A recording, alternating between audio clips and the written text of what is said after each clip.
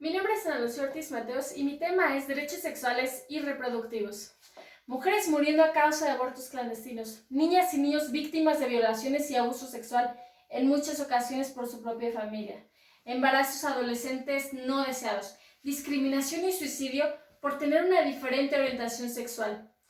Eso es lo que se vive en un México con incipientes derechos sexuales y reproductivos. En 1994, la Conferencia Internacional de Población y Desarrollo, realizada en El Cairo, sentó un precedente en el mundo al reconocer los derechos reproductivos como un aspecto esencial para alcanzar un desarrollo justo y humano. Años más tarde y con mucho esfuerzo, se llevaría a cabo el Foro Nacional de Jóvenes por los Derechos Sexuales, convocados por el Instituto Mexicano de la Juventud, la Comisión Nacional de Derechos Humanos y organizaciones de la sociedad civil, que en 2001 nos darían como resultado una cartilla de derechos sexuales y reproductivos, buscando que estos pudieran garantizar de alguna forma la toma de decisiones libres, autónomas e informadas sobre nuestro cuerpo y nuestra sexualidad. Una cartilla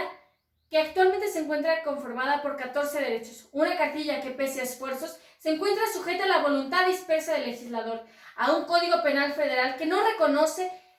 el acoso sexual como una conducta típica, antijurídica, culpable y punible. Una que ni siquiera la aclamada reforma en materia de derechos humanos del 2011 pudo fortalecer. Nuestros derechos sexuales implican, entre algunas cosas, el acceso a una educación sexual integral, acceso a servicios de salud, no discriminación, libertad de decisión y, sobre todo, reafirma nuestros derechos a la vida, a una integridad física, sexual y psicológica. Nuestro derecho a vivir en un espacio libre de violencia.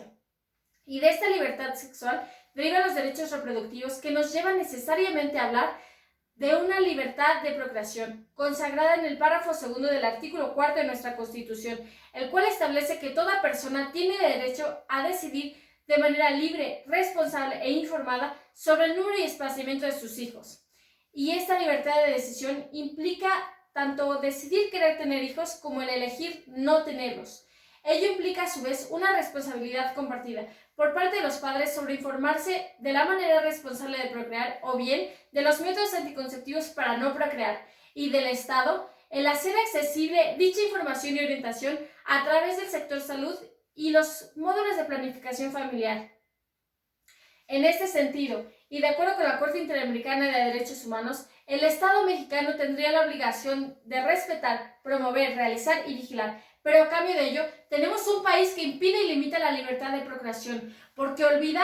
que esa libertad implica también la decisión de no tener hijos y, por tanto, el acceder a un aborto legal y seguro, sin importar que el embarazo haya sido producto o no de una violación. Uno al que le está faltando información por brindar a sus niños, jóvenes y ciudadanos, para garantizar una toma de decisiones informada, porque olvida que la sexualidad y el ejercicio de este derecho se viven de manera diferenciada según los contextos y condiciones en los que se encuentren y desarrollen, pues no solo interviene el proteccionismo y limitación que envuelve a los adolescentes, sino también las diferentes condiciones culturales, sociales y económicas, pues mientras en la Ciudad de México se logró la despenalización del aborto y sus jóvenes tienen acceso a una educación sexual integral y a métodos anticonceptivos, tenemos comunidades indígenas que no tienen acceso a esta información, porque a lo largo del país existen 17 instituciones cuyos centros de salud no tienen intérpretes para hacer llegar esta información a estas personas. Tenemos también la anticoncepción forzada en cárceles para mujeres jóvenes tras su parto, mujeres discapacitadas y cómo olvidar a las mujeres de Tlapa en Guerrero,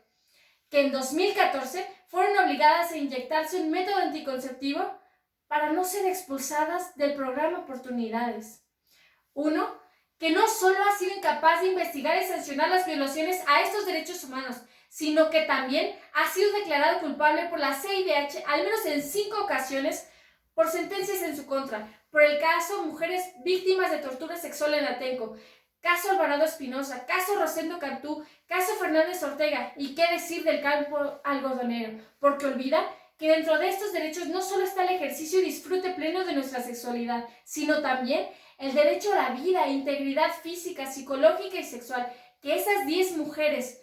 que son violadas y asesinadas al día no representan.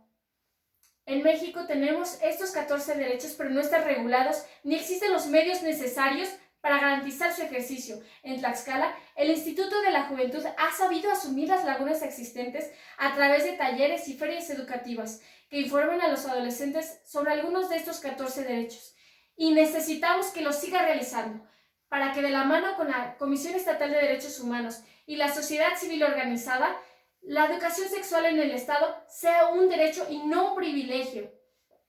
Pero más que nada, necesitamos homologar los códigos penales, necesitamos que el Estado mexicano asuma sus obligaciones y tome todas las medidas administrativas, legislativas, judiciales y presupuestales para proteger, promover y garantizar los derechos sexuales y reproductivos en todas las personas. Porque entonces, y solo entonces, tendremos un México donde las mujeres se reúnan a conmemorar el día que el Estado mexicano les devolvió lo que siempre les ha pertenecido, libertad de decisión, y no para exigir o pedir el cese de feminicidios. Un México en el que sus niñas y niños vivan su infancia con amor, risas y juegos, en lugar de llanto y abuso sexual. Un México sin discriminación y que tenga educación sexual. Uno donde el acceso a servicios de salud sea más que una promesa de campaña. Uno donde puedan decidir tener o no tener hijos. Uno con derechos reproductivos y sexuales. Gracias.